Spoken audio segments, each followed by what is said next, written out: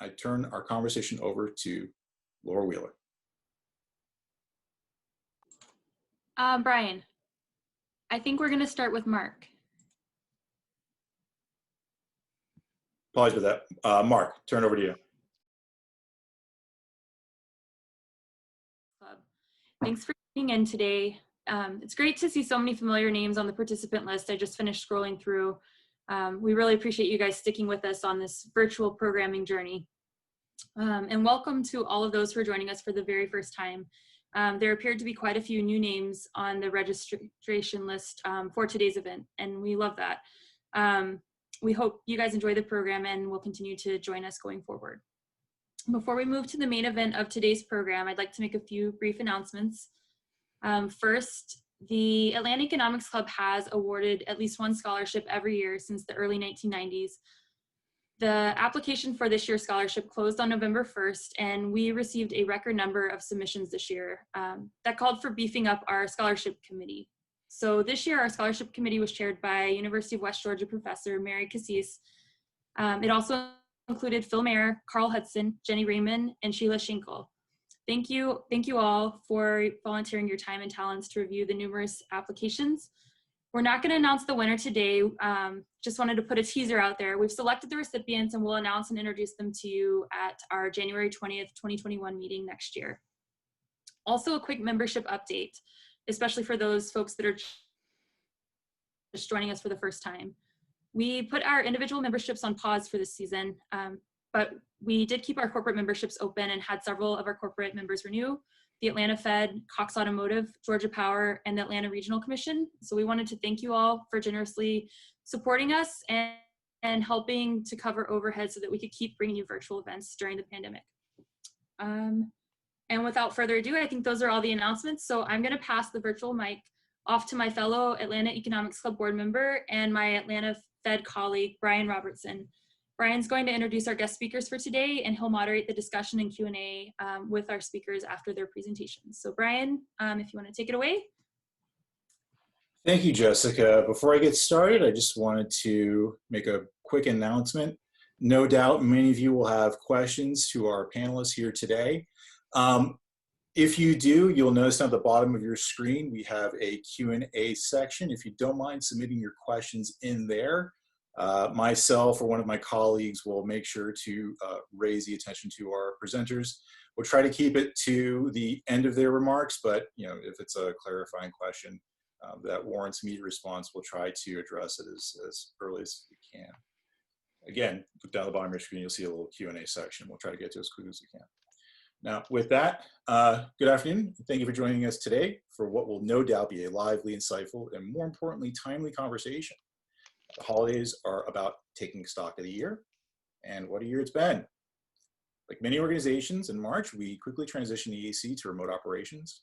We responded to the unprecedented levels of uncertainty the only way we knew how, by continuing to lead the conversation about the state of the economy through our free webinars with voices like BLS Commissioner William Beach, Southern Company Chief Economist Ken Shiver, Upjohn Institute for Employment Research President Michael Horgan, Georgia Port Authority Executive Director Griff Lynch, and our very own Michael Scordellis and Jonathan Smoke. While it appears we've at least dodged the pandemic's existential bullet, we can try to laugh about the absurdity of some of this year's headlines, which at times seem relentless. It's only nervously. There's still a few weeks left for 2020 to outdo itself once again. But this raises a question. Has the size and speed of our combined fiscal and monetary policy responses masked a much slower moving threat to federal, state, and local budgets? While we don't know if 2020 will try to outdo itself again, we know we here at the AEC certainly will. And to talk about the pandemic's effect on federal and state budgets, we're joined by Laura Wheeler, the Associate Director of the Center for State and Local Finance, as well as a Senior Research Associate at the Fiscal Research Center.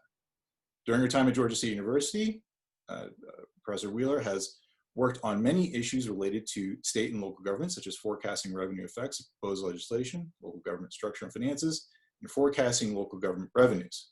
She received her doctorate in economics from the Maxwell School at Syracuse University. Previously, she worked for several years with the Joint Committee on Taxation for Congress and as an independent tax policy consultant. Laura's other research interests include state and local taxation, corporate taxation, and welfare policy. We're also joined by Marc Goldwein, Senior Vice President and Senior Policy Director for the Committee for a Responsible Federal Budget, where he guides and conducts research on a wide array of topics related to fiscal policy and the federal budget. He's frequently quoted in a number of major media outlets and works regularly with members of Congress and their staffs on budget-related issues. In 2010, he served as Associate Director of the National Commission on Fiscal Responsibility and Reform, quote unquote, the Fiscal Commission. And in 2011, he was a Senior Budget Analyst on the Joint Select Committee on Deficit Reduction, the Super Committee. He has also conducted research for the Government Accountability Office, the World Bank, Historian's Office at the Social Security Administration, and the Institute of Governmental Studies at UC Berkeley. In addition to his work at the committee, Marc teaches economics at the University of California and at Johns Hopkins University, where he was a 2013 recipient of Excellence in Teaching Award. In 2011, Marc was featured in the Forbes 30 Under 30 list for law and policy. With that, I turn our conversation over to Laura Wheeler. Brian, I think we're going to start with Marc. Apologies for that. Marc, turn over to you. Okay. Well, thank you very much for having me. Please excuse my PowerPoint setup on Zoom. No matter how many times you do this, the same errors and slowdowns always occur, so I'm sure they will this time. I'm really pleased to be here. I wish I was actually in Georgia. I was actually planning to be down in Atlanta for the Final Four this year, right before the pandemic hit, and so I'm sad I couldn't, drink every soda in the Coke factory. But maybe I'll just order them all. I think we all know that this has been a devastating year for the economy, in particular the second quarter. Between sort of the pre-pandemic period, January, February, and March. I know the pandemic started in March, but just, we estimated quarters. And the period of the sort of the lockdowns, April, May, June, the second quarter, the economy contracted by 10%. Now, on the one hand, that's pretty remarkable that during a period of, basically we're all locked in our homes, we're still producing 90% as much as we usually do. On the other hand, that is devastating. Really never in our history, even during the Great Depression, has the economy shrank that much, that fast. During the Great Depression, it shrank much more, but not at that pace. And we saw it not just in people's incomes, not just in output, but in jobs. In February, there were 152 million people working. By April, it was down to 130 million. And even that might be an overestimate, because these were some people that were essentially being paid not to work at this point, that were sort of on semi-severance or paid furlough. So we lost at least 22 million jobs. Now, thankfully, we've gained back about half of those jobs, but there's still at least 10 million. We're still down at least 10 million jobs. But as devastating as that hit to the economy was, the federal response was really enormous. It was really the most aggressive response that we've ever seen in our history, and the most aggressive, except for maybe Australia, in the world. At the administrative level, we committed about over $500 billion. Through legislation, we committed about $4 trillion. And through Federal Reserve actions, we committed, I may say committed, I mean sort of an up to number. We said that we're going to put up to $7 trillion in the economy. Of that, more than $5 trillion is out the door. Now, my organization has been tracking these dollars through a project called the COVID Money Tracker. And so you can see where all of it went. Legislators to date have committed over $4 trillion to combat the public health crisis, but mainly to support the economy. The largest share of this, $1.5 trillion roughly, is loan programs. We should put that in quotes because the biggest share of that is the Paycheck Protection Program, which really is mostly grants to small businesses. These are fully forgivable or mostly forgivable loans to small businesses. We committed another $350 billion or so for more traditional SBA loans, another $450 billion to support the Federal Reserve as they did their loans, and then something I'm sure near and dear to heart of a lot of people in Atlanta, the loans to the airline industry as well were part of this. The next largest bucket was tax policy, but mostly these were tax deferrals. Mostly we gave businesses the opportunity to delay their tax payments, to delay their employer payroll tax payments, to carry their business losses over time, things like that, to give them more liquidity in the near term. We also provided over $500 billion of income support, mainly unemployment benefits. We expanded unemployment to go to gig workers and the self-employed. We increased the number of weeks. And maybe most significantly, in the near term, we boosted benefits by $600 a week through the end of July. Now that's massive. That meant that the average person was getting $900 to $1,000 a week off unemployment, which was about 40% more than they were making when they were working. So over the period of April to July, people on unemployment were actually making, on average, much more than when they were working. And this was a significant support to these households that lasted them long after that, that money ran out.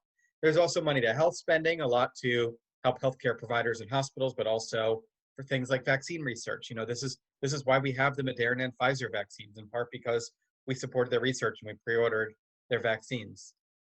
We sent people about $300 billion worth of checks, mainly $1,200 per person. We gave money to state and local governments, both for COVID-specific spending and more general funding for Medicaid and transit. And we had lots of other spending, including for education and whatnot. Now, the total amount we sort of allowed, it was over $4 trillion, but the cost is projected to be more like $2.5 trillion.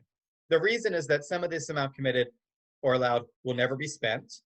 Some of it was loans that are going to be paid back later, and some of it was tax deferrals that again will be paid back later. And so the net cost, when you add that up, is more like $2.5 trillion, which, by the way, is still massive. You'll see in this graph that's 2.5 instead of 2.7. That's just a different time period issue, but basically the same thing. We spent as much on the COVID crisis in the first few months as we spent in the entirety of the Great Recession to combat the Great Recession. And important thing about the Great Recession is we spent that money out over 5 or 6 years. That was the original checks that Nancy Pelosi negotiated with George Bush in 2008. It was the TARP program to rescue the banks. It was the Fannie Freddie takeover. It was the big stimulus bill, that Obama signed into law. It was payroll tax holiday. It was all sorts of extensions. It was cash for clunkers, first-time homebuyer tax credit. So over 6 years of the Great Recession, we spent as much as we spent in 6 months on the COVID crisis to support the economy. And it wasn't just federal fiscal policy. It wasn't just Congress. The Federal Reserve stepped in very early and basically said, we will do whatever we have to stabilize the economy. Immediately, they cut interest rates to zero. They got rid of reserve requirements for banks. And then they revived a bunch of lending facilities from the Great Recession, plus established a number of new ones, including a lending facility called Main Street Lending that would give money to support small business loans, municipal lending that would give money to support state and local loans, and they started buying corporate debt, corporate bonds. Now, while the Federal Reserve announced they would support as much as $7 trillion, they actually issued a lot less. The Main Street Lending Facility, for example, these numbers are out of date, but I'll tell you the modern one. Main Street Lending Facility allowed for $600 billion of loans. It's only supported about $10 billion in loans. So far, a tiny fraction of $600 billion. The Municipal Lending Facility offered up to $500 billion to support states and localities. Actually, only 2 entities have had their bond purchases: New York's MTA, which has now taken 2 rounds, and the state of Illinois. These numbers are a bit out of date, you're seeing, so we're now at more like $3 billion, but still, out of $500 billion, only 2 entities. And so the Federal Reserve brought out the big guns, but it didn't fire very many shots. That was in terms of loans. It did, however, dramatically expand its balance sheet, particularly during the shutdown period, the periods in late March, April, and early May. It bought essentially all the debt that the Treasury was issuing. It doesn't buy it directly, but that's essentially what it did. Dramatically expanded its balance sheet. And then add to all this, the administration acted unilaterally for further support of about $600 billion. Most of that was tax deferrals. For example, many of you may remember tax day was moved from April 15th to July 15th. But some of it was they delayed payments, they advanced payments for Medicare providers to make sure hospitals had money when they needed it. They canceled essentially all student loan payments, not the debt, but the payments. So nobody has to make student loan payments right now, and the interest is canceled. And when that $600 a week of unemployment bonus ran out, the administration stepped in with a new program that offered $300 a week for an additional 5 or 6 weeks, depending on what state you were in. Now, we've been tracking all of this at covidmoneytracker.org. I don't want to go here during Zoom because it's going to break, the whole internet, but I recommend you checking it out because you can look from the top level down to like how much Delta Airlines got or how much Moderna got, down to the industry level. And you can search and filter. So for example, yesterday I filtered by Georgia. How much money will go to Georgia? This isn't how much you've gotten so far, but how much will go. We estimate about $70 billion will go to Georgia. That's about $5 billion through administrative actions, mainly for health providers and unemployment. It's $1 billion or $2 billion from Federal Reserve loans. Most of this is buying from corporate debt from Georgian companies, but also supporting the Main Street Lending Small Business Facility. Another $65 billion of legislation. Now, if this was the website, I could click on legislation and blow up like this, and now you can see where that's going. We offered about $15 billion of paycheck protection loans to Georgian small businesses, another $8 billion of economic injury loans, $6 billion of airline industry support. You can guess who that's going to. Some of that is to support workers. Actually, all that is to support workers. Delta ended up declining the other loan that was offered to it. We sent about $13 billion of unemployment benefits to Georgian citizens, $8 billion of direct payments, $7 billion to either the state of Georgia or to local governments through expanded Medicaid matches, transit grants, election loans, and K through 12 education funding and the coronavirus relief fund, $5 billion for health spending, and then some money for universities, et cetera. We could click through these and we could go down to see like what colleges. Like I know Georgia State University was a big recipient, but again, I don't want to break the internet, so I'm not going to do that now. Recommend you check out COVID Money Tracker. So how effective has this been? Turns out pretty effective. If you just look at market income from quarter one to quarter two, from pre-COVID mostly to the worst part, it fell by 8%. That's pretty consistent with the economy shrinking 10%. But when you add in government transfers plus the unemployment benefits, the recovery rebates, and the other COVID relief, income actually rose 10% quarter over quarter. That's unbelievable. In a typical quarter, disposable income will rise 1%. So our income grew at 10 times its normal pace during the worst economic recession since the Great Depression.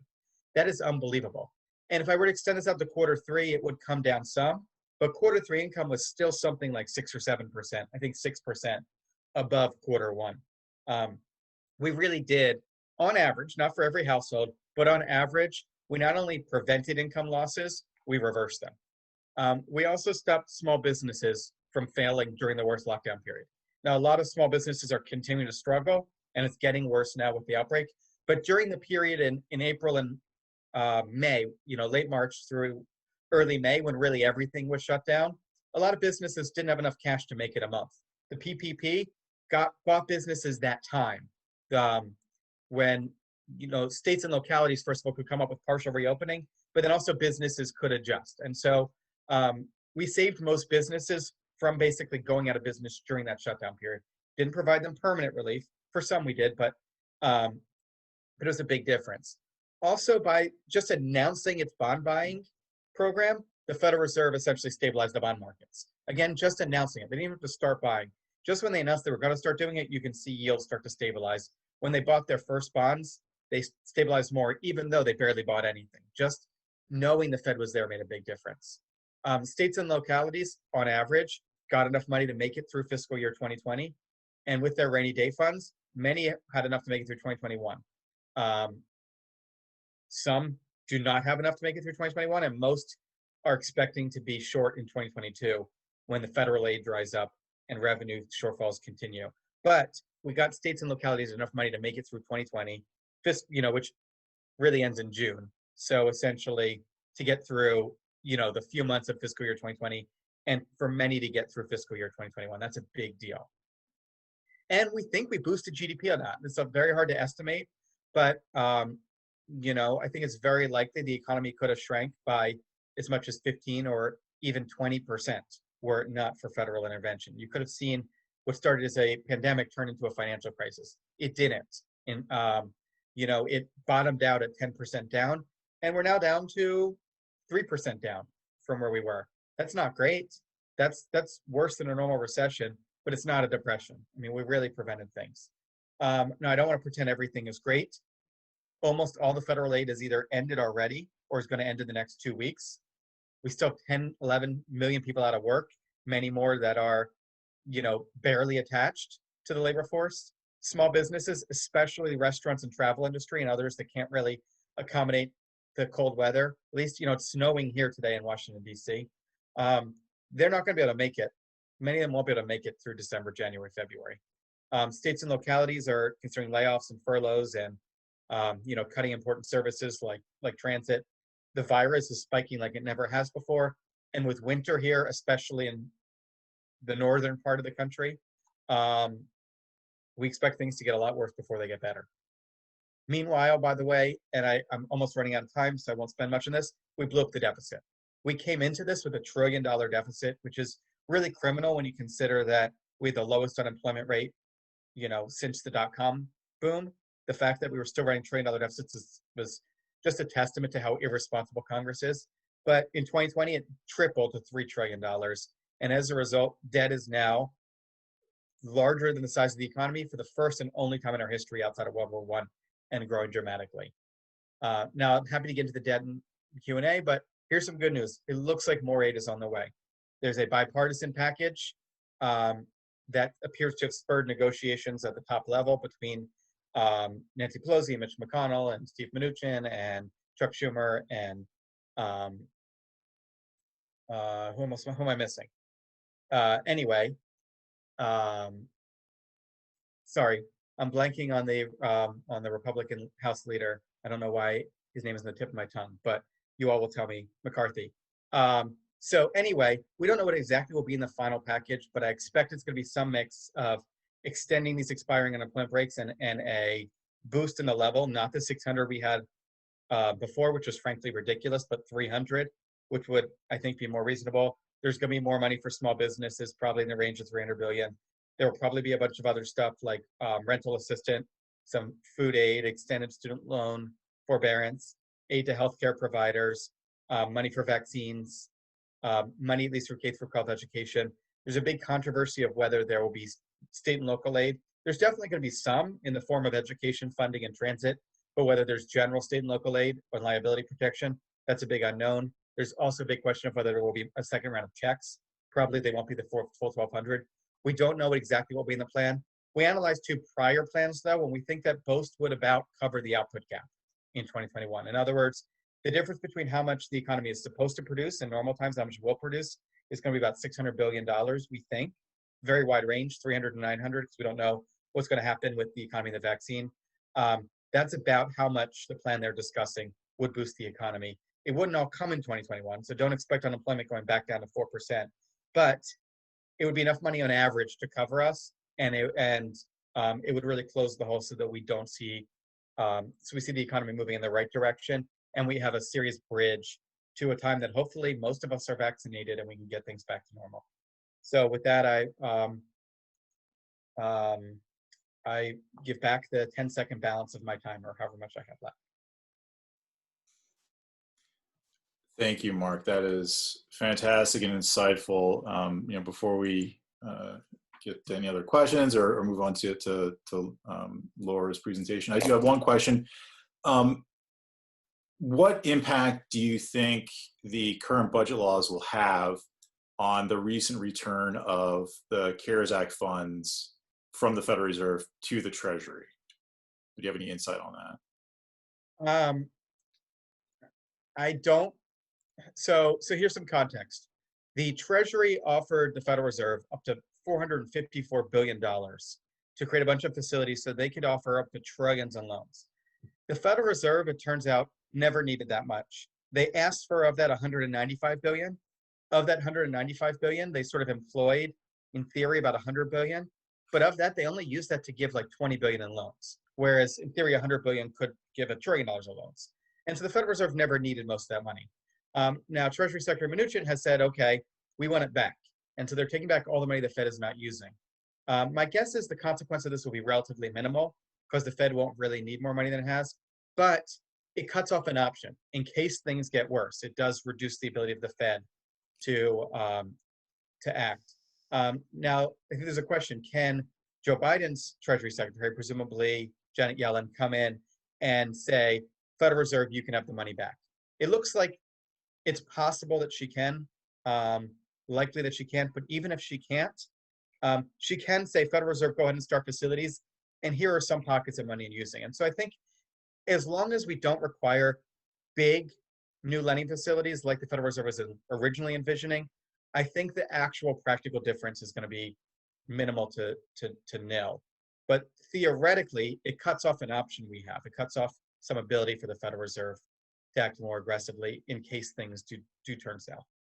Gotcha. And we got one question from the audience around quantitative easing and the various things that we are doing. What are your views on the cost to the U.S. government for programs like quantitative easing over the long run? So quantitative easing is, well, it does a few things, but in part, it's sort of just converting our debt. Okay, so normally the federal government issues debt by selling it to bondholders and then pays the bondholders back in interest. With quantitative easing, effectively, the Federal Reserve buys some of those bonds, replaces it with cash, which can kind of maybe offer a little more stimulus to the economy now because people are more likely to spend cash than bonds. But then the Federal Reserve itself has to pay interest on its reserves. And so we're sort of, for the part of quantitative easing that is about government debt, we're kind of just converting from one kind of debt, bonds, to another kind of debt, the Federal Reserve's reserves to banks. And so, so long as the Federal Reserve manages that money well, it's not a big difference. Now it comes with more risk because the Federal Reserve manages that money poorly, then we could have high rates of inflation. But so long as the Federal Reserve remains credible in its goal for stable prices and employment, I think we're talking more about shifting demand a bit over time than any fundamental new cost. Gotcha. Okay. We'll have some other questions kind of come in. I do want to make sure we give time for Laura, and then we can kind of combine things towards the end. So for the folks that have some questions still outstanding, we will try to address those in just a few minutes. But with that, to hear about what's happening at the local and state level, we have Laura Wheeler. All right, thanks, Brian, and thank you all for having me today. Let me share my screen here.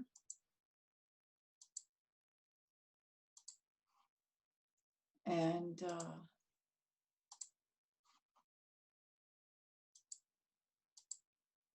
all right, so thanks again for having me. And let's just drill down. This presentation I'm going to give fits really well with what Mark just said, and so let's just drill down a little bit to what has happened specifically in Georgia during this time with the pandemic, especially with the revenues. All right, so that's what I'm here to kind of walk us through today.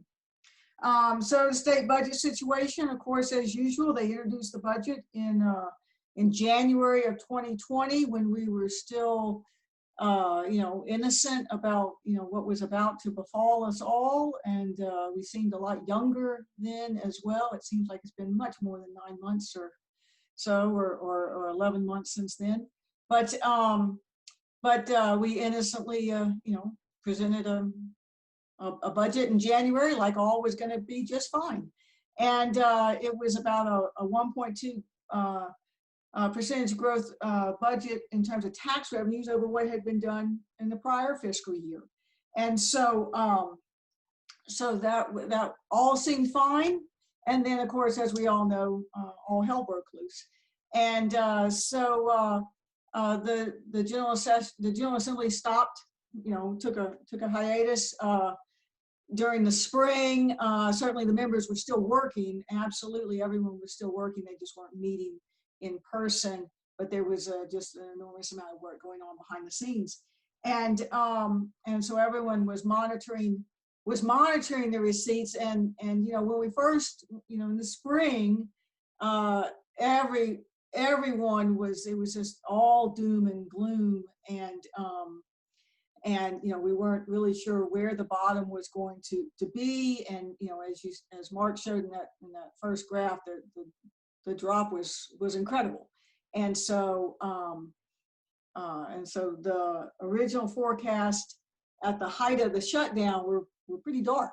And so, but by June, by the end of June, they adopted the F1 2021 budget, literally days before it was supposed to take effect. And it was for about 23 billion, which is an 8% reduction from the original forecast of the 25 billion. And it included 250 million transfer from the state rainy day fund to kind of tide over and cover the budget shortfalls without any sort of tax increases as part of that. And so so they got we got through the budget crisis for adopting the 2021 budget. The FY19 rainy day fund balance helped us a lot, right? So we did really well. We were well positioned relative to other states, and certainly much better positioned relative to where we were in 2007 when the Great Recession hit.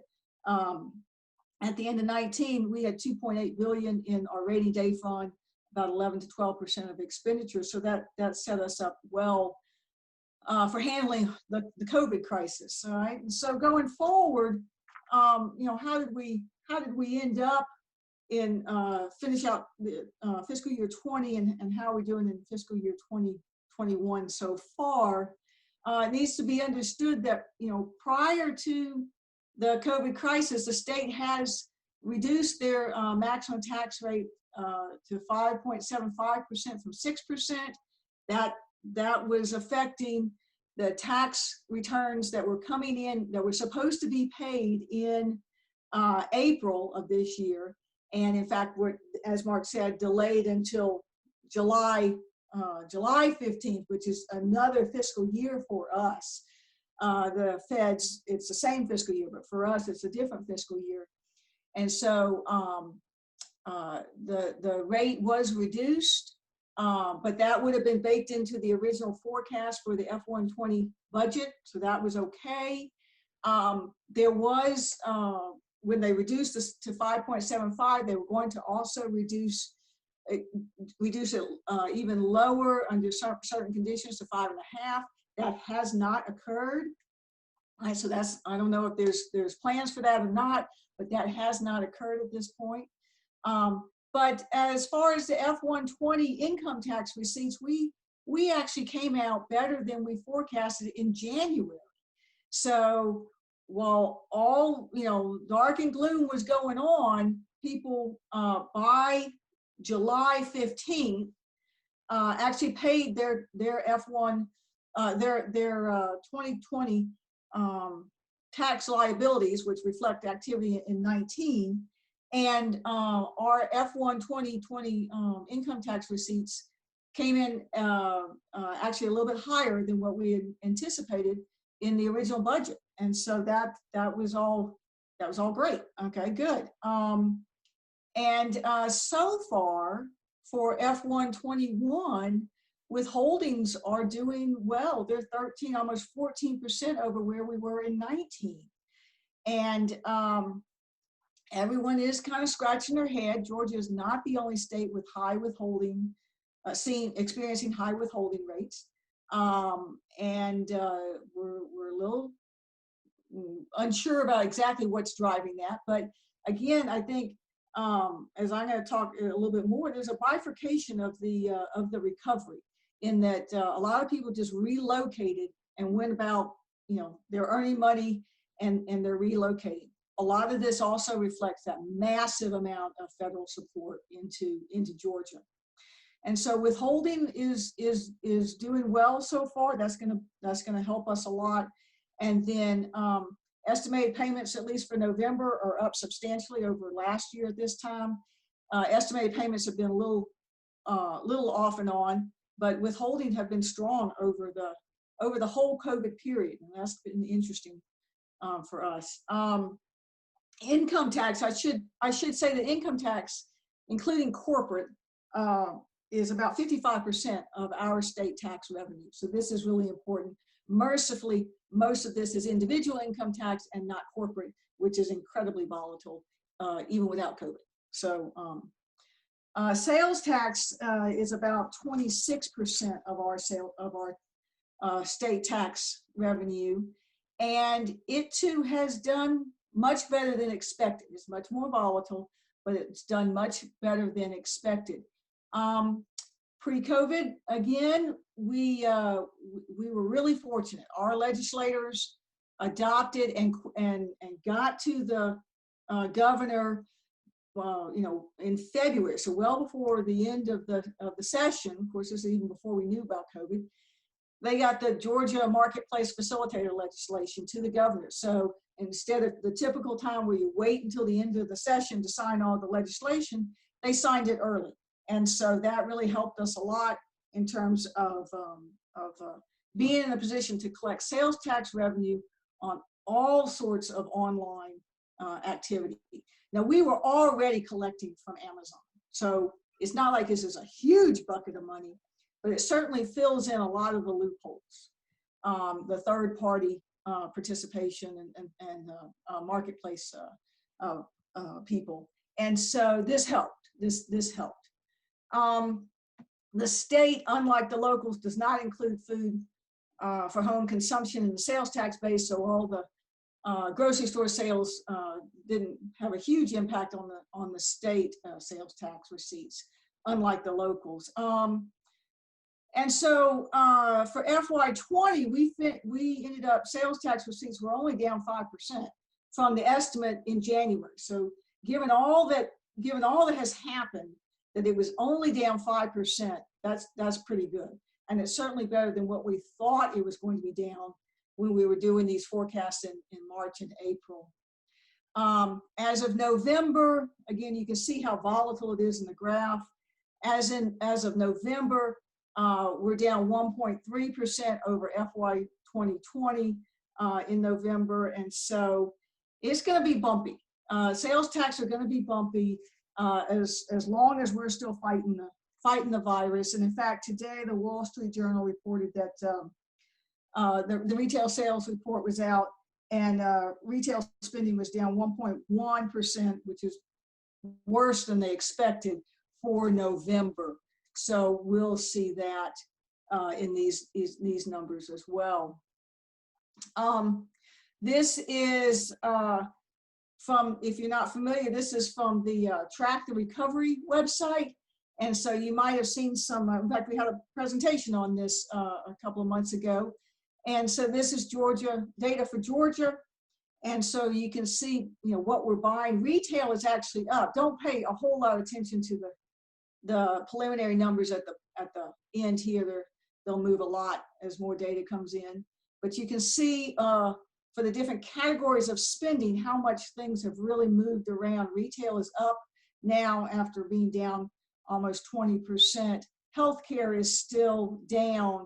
And those jobs are going to be, those are higher income jobs than the retail jobs. And so that's going to have repercussions on the economy as well. The consumption by income group, this is just kind of gets that, again, that bifurcation of the recovery, but it's also the disparity that we've always had in the economy is that's becoming more, that we're all becoming more aware of. It's how these different spending patterns have changed over time and throughout this, and the higher income just have more discretionary spending. The low income, they're not quite as volatile because they don't have a lot of choice in what they're spending on. So the Mark covered a lot of this, but I just want to make it clear how much support has come into Georgia, and how and we think that that's a large part of why sales tax receipts are doing well, and income tax receipts are doing well. So to the state of Georgia, to the state government of Georgia alone, in addition to things to Delta and to transit and other programs, they and Medicaid and everything, it's there was $3.5 billion to the state of Georgia, and that doesn't include the local government money. There was $14.5 in PPP money, And that's both tranches so far. There's some difference. Mark's got a little bit different number on his page. Again, how much has been used and timing and stuff. Some came back. 8 I'm billion. at 15. I just rounded, so we're in the same there place. you go. There you go.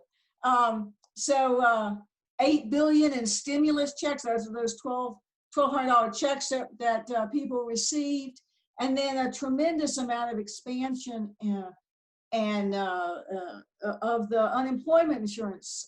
So it's usually 26 weeks for about 365 a week in Georgia. Without, if you didn't have any special things, you'd get at max a maximum $365 per week in Georgia for 26 weeks. Well, because of all the different programs, it was 965, which is greater than the average weekly wage for all but 7 counties in Georgia. So that's how much that extra $600 per week propped up the economy, particularly in the rural areas. And so we had all the different programs going on, and so there was a tremendous amount of money in terms of the extension, the $600, the lost wages is the $1 billion that went to Georgia in August when the $600 ran out. There was the money for the gig workers, which I think is this one, and then there's money to extend the 26 weeks to 39 weeks for regular unemployment. The trust fund right now is down to 500 million as of down to 500 million from its height at 2.5 billion. But the governor, as I have read in the paper, is transferring 1.5 billion from the CARES Act money to shore that up. And what that will do is keep the rates on the unemployment taxes down for employers, so they won't have a rate increase, and that will save them money and hopefully stimulate hiring. On a local government situation, we have 88 million for the CARES Act for Atlanta, 132 for Cobb, 104 for Fulton, 163 for Gwinnett. Those were the only entities in Georgia that were big enough that met the conditions to receive their own independent distribution. And then that money for Cobb, Fulton, and Gwinnett will be shared among the cities in those counties as well. They may not be shared how they like it to be shared, but it is going to be shared. And so that will also help. And that's not part of the 3.5 billion that the state received. The local governments, they're very reliant on property taxes, which is, housing prices are doing very well. So they're gonna be okay. Now, some of them have delayed payments for property taxes, but they're still coming in and they should be okay. Commercial property will be an issue, right? So where they are with that. Sales tax receipts, they get the benefit of taxing food for home consumption. So all that toilet paper we bought is going to be propping up the sales tax receipts in Georgia. When the courts and the lockdown were going on, traffic fines and court fees were non-existent, business licenses, but now that's back up and it should be better. The water shut-off moratorium, can they collect that money that they deferred, or that people deferred paying? Can they collect it in the future? That'll be difficult. The eviction moratorium is going to be a threat to them. That's not their money, but they'll be on the hook for taking care of those people when, if homeless populations spike. And then CARES money provided some transit funding, but rural hospital facilities are still under threat. We hear about that often, that still rural hospitals are closing during the pandemic in Georgia. And so that's going to be a real threat. Here's a snapshot. We have a little tool as well to track sales tax receipts. And you can see for Q2 on the left and Q3, things have improved. And in fact, they've improved relative to 19. So things are not too bad. But this is largely a result of a tremendous amount of federal support. I got just 2 slides left, and I'll turn it back over to you. But this is also from Track the Recovery, and this tells you about grocery sales. So we're not eating out, and so we're cooking at home, or at least we're eating at home, and so we're going to the grocery store. And so during the height of the shutdown, grocery store spending was up, almost 80%. And this was a real boon to the local governments who received the tax revenues from all this. Not so much for the state, but certainly for the locals. But even overall, it's up almost 20% on average over this period. And so that's been helpful in terms of sustaining tax revenues. Moving forward, Mark and I seem to have the same kind of concerns and caveats. The 2020 income tax receipts will reflect this unemployment. We do tax unemployment in Georgia. We think the people have been, by and large, opting into withholding, which is what you want them to do. So you don't want me to have a surprise come April next year.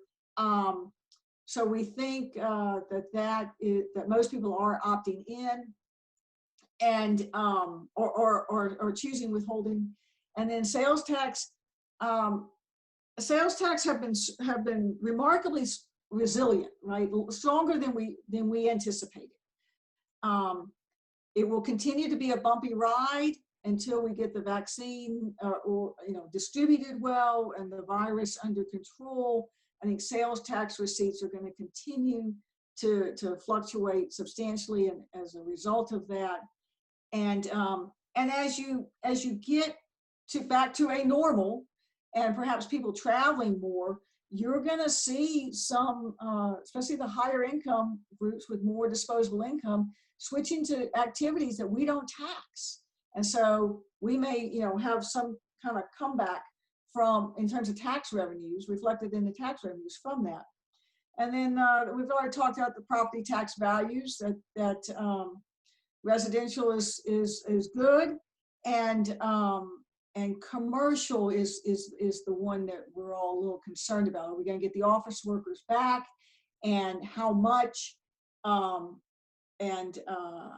know we're all ready to go back and sick of our houses and our spouses as well, and so we want to get back to our office. But does everyone else? And then hopefully this new package that Mark talked about will move forward and give us some relief. It looks like the state and local and the liability protection has been carved off, and that leaves us with unemployment benefits, a smaller amount, but that may be okay. And then some particularly support for small businesses. I think that's going to be a critical thing. And so thank you very much, and hope that was answered some questions or spurred some thoughts for you. Thank you, Laura. That was a real deep dive into the state and local budget situation, and we appreciate the insight there. It is something that is, I think, kind of because certainly I do sort of just lump it all underneath sort of fiscal budgets, broadly speaking, with the government, and have to remind ourselves that these things are treated very differently. I have some questions coming in from the audience I do want to get to, and I hope we have enough time to do that. I do want to back up a second a little bit, and really this is a question for both of you. The question is, do we have any real capacity to keep the budget deficit as a policy concern, given what all is going on related to COVID? I guess said differently, are there perhaps more creative ways to approach the problem, whether it's through infrastructure spending or reformulating how we collect taxes and on what activities those taxes are collected? Or has that ship just entirely sailed and this is going to be the new normal for us? So I can start with the federal deficit. Now is not the appropriate time to be, we should always worry, but now is not the appropriate time to be trying to reduce the deficit. The whole reason to run low deficits and low debt in normal times is so that you can borrow when you need to. And there really are two key times when it makes sense to borrow a lot. The one is when the economy is very weak and needs a boost from the federal government. And the other is when you want to spread the cost of something over a period of time, like a national emergency or a war or a pandemic. So this met both of those criteria. And so the borrowing we're doing now is totally appropriate. That does not mean that it is costless or that it's sustainable over the long run. We couldn't continuously run $3 trillion deficits. We will have to address this issue over time. Given the United States' advantageous position economically and with our currency, we could probably get away with not addressing it in the next 5 years or even 10 years, but at a cost of slower economic growth and higher risk over time. And so I do think that as the economy recovers, we need to gradually start thinking about how to get the debt down. And if we can start by focusing on getting our trust funds in order, securing the Highway Trust Fund, securing the Medicare Trust Fund, the Social Security Trust Fund, that could do a lot of good. If we can look at policies that are win-wins, lower healthcare costs and get Medicare down, reform the tax code to be more pro-growth and raise more revenue, that's great as well. But at some point, we are going to need to actually talk about the hard choices. Laura? I agree with Mark. The role of the federal government is to be cautious when the economy is good and pay down the debt then when the economy is strong. But when it is when there is an emergency, that's why we have the federal government to step in and do this. The states are restricted by their constitution. They must balance their budget. And so the states are, and that's a good system, right? You have the states each constrained. And so we can only, as a state, do so much. And so it is the role of the federal government in those times to be the counterweight. But that also means, as Mark said earlier, that when the economy is strong, you want to take the opportunity to pay down the debt then. And that takes a real discipline that we haven't seen, and we haven't perhaps, we just haven't seen it over a number of years. And it is challenging. But the states are constrained, so there's only so much they can do in terms of this. Now, so I would certainly echo that statement in terms of how we, what the state does. I think most states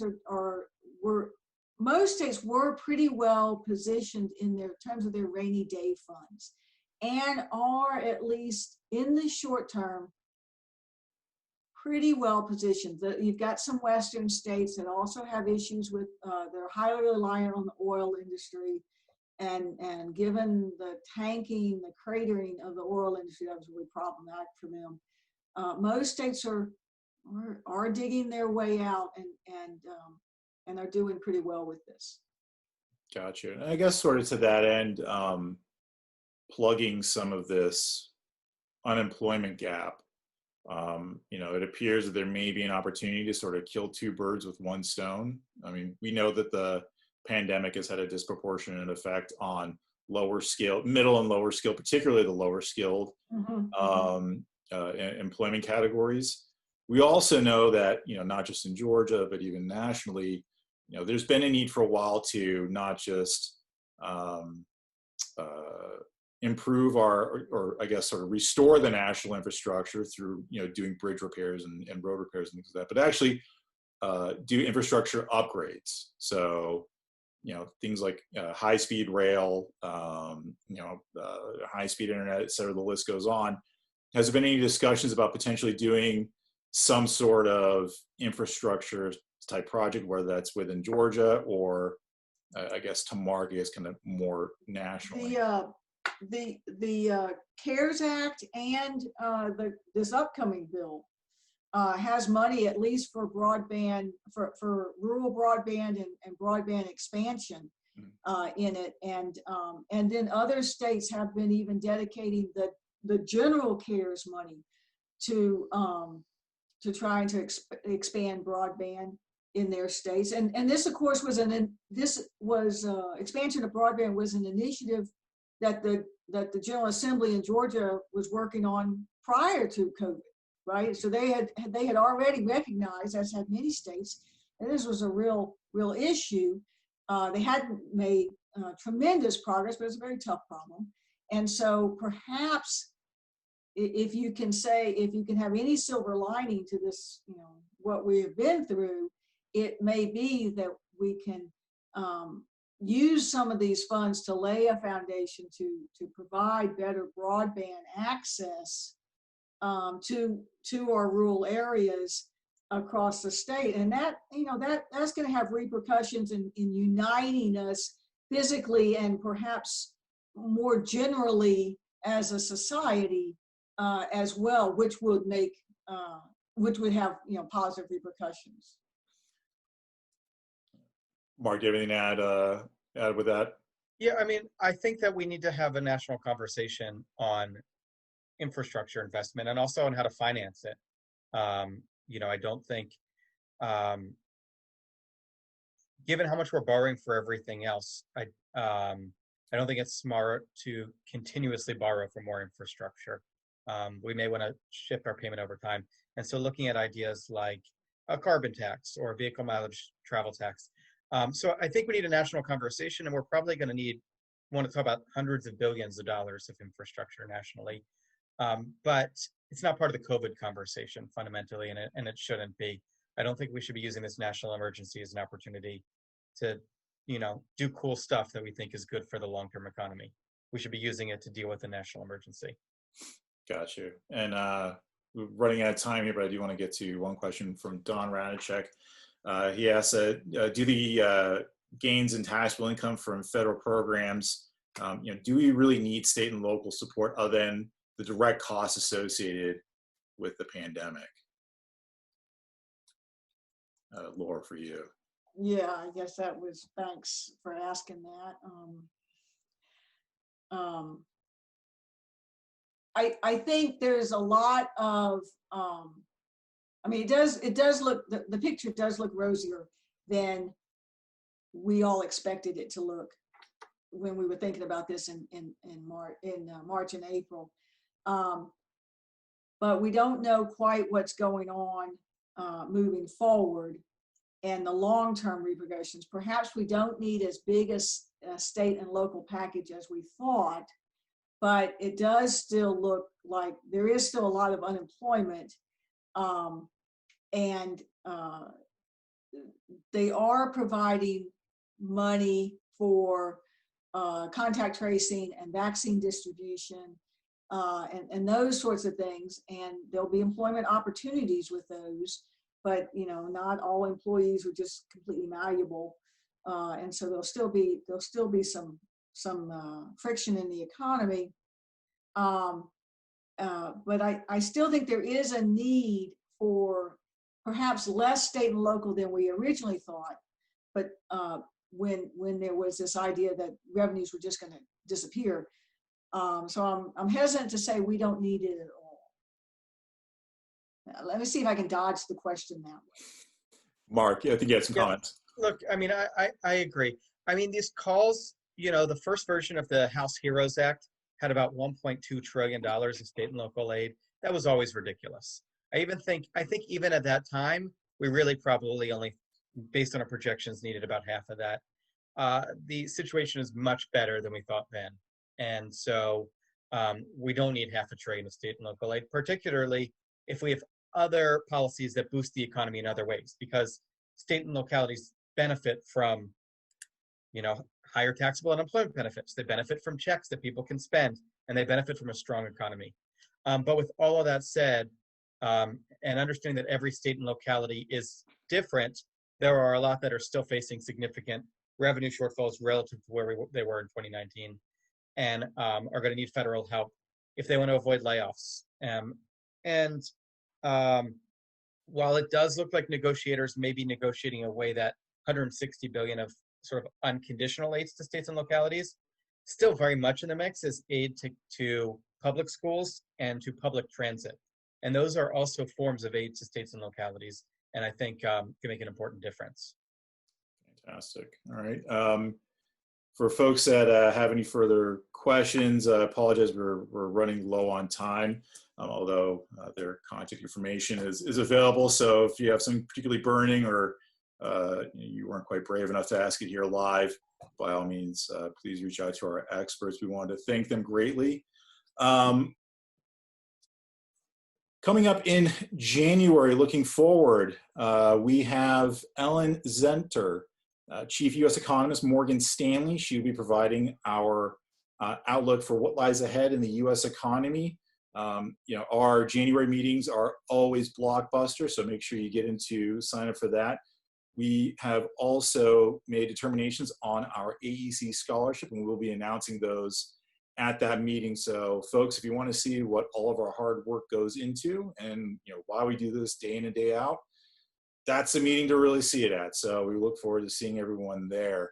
And with that, I will go ahead and adjourn this meeting. I wish everyone a happy and safe holidays, and we will see you back here in January. Thank you to our speakers. We appreciate it, and have a great afternoon.